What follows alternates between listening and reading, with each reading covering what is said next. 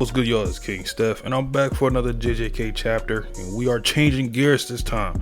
We don't get what's left of Charles versus Akari, even though I know it's probably Akari just beating down Charles for the rest of the chapter. Instead, we are moving on to the whereabouts of Panda, and sadly for Panda, he ran into a man on a hunt in KASHIMO. We get a KASHIMO's official debut chapter, so without wasting any time, let's get right into it.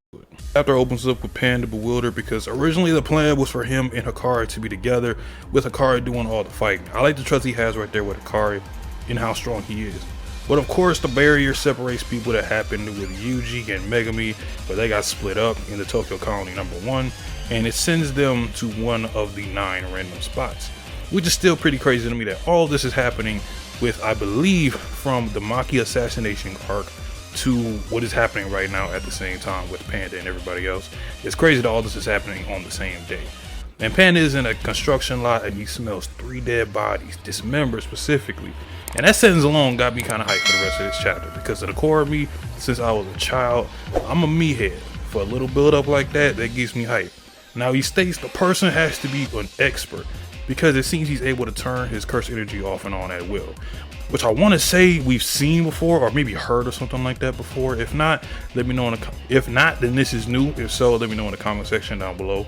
So Panda, this goofball thinks, he should act like a teddy bear, even though he remembers that he's a panda, because he thinks running isn't a good option, because that's a little too rash, because he knows that the person that's killing people is around in this vicinity. But it does not matter, because KASHIMO the hunter is pulled up. He's arrived, and after assessing what Panda is, he's kind of just looking at him and like, I wonder if he came from the zoo or something like that.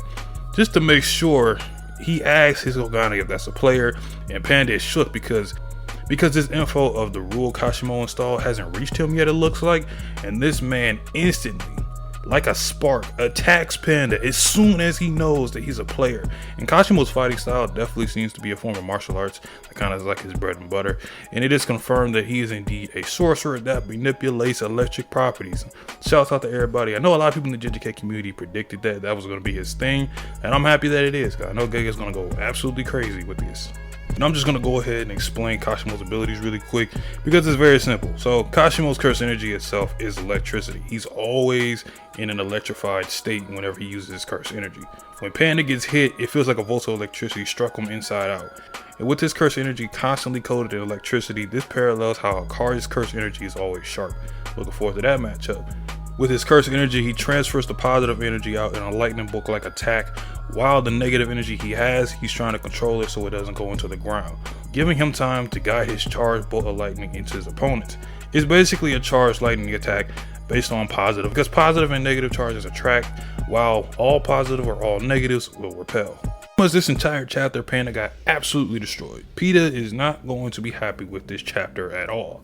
Now Panda tried his gorilla mode and he used unblockable drumming beat, which KASHIMO got excited because it was dealing internal damage, so he thought Panda was going to be a nice adversary for him to fight. So to counter Panda, this menace KASHIMO grabs Panda's arm and like a hole, breaks off his arm. You see the bone and the stuffing and everything.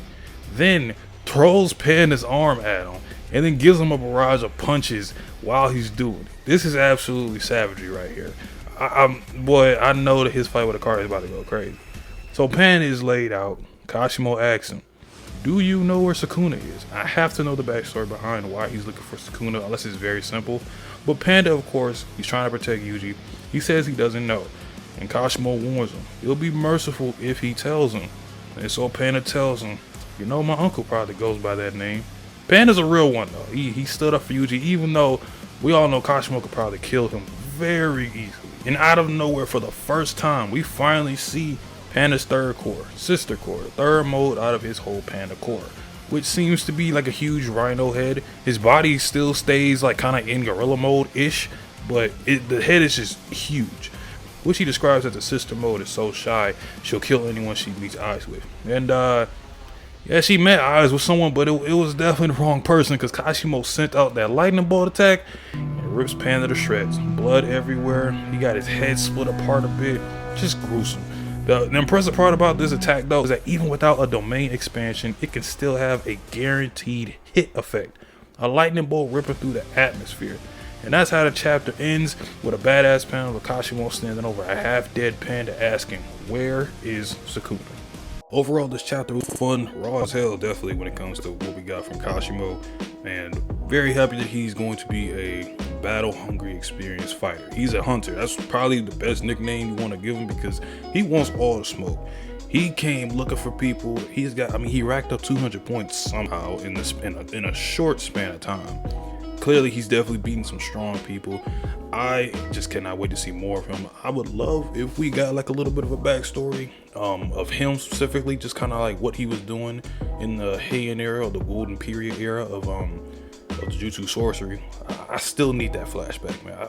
If we ever get that flashback arc, we eating good, man. That's one of those arcs I really wish we could see.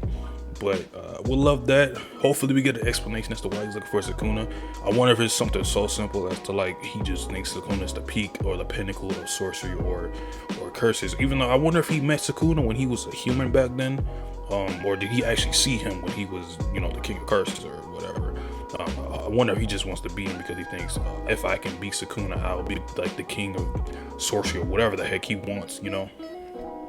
And I would like to see his ability kind of be expanded a little bit more with this lightning bolt attack. It was extremely brutal, even though it looked like so minuscule. It looked normal when it comes to how it looked, but once it hit Panda, it just looked like Panda was torn to shreds off one bolt of lightning, and that just shows you how much power, how much of an output power he has. It's crazy. And if he can do like a discharge, kind of like he can just let loose his electric or his electric abilities or whatever, like let that electricity just expand to like a wide amount of area, and it's a guaranteed hit.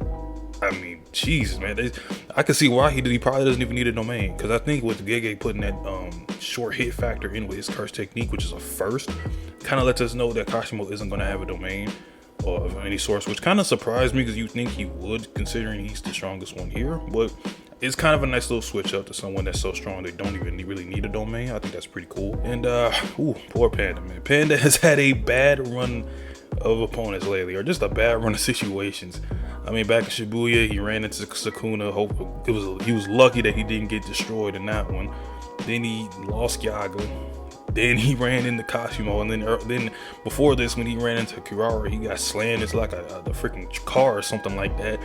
It has not been a good run for Panda lately, but I'm just glad to see that. I'm actually surprised he's been used so consistently out of all these characters so far. But hey, hopefully he can get some dubs later on. Of course, this is obviously build up even more for KASHIMO for that inevitable Hikari KASHIMO fight, which that battle is shaping up to be one for the ages. It's gonna be one for the books.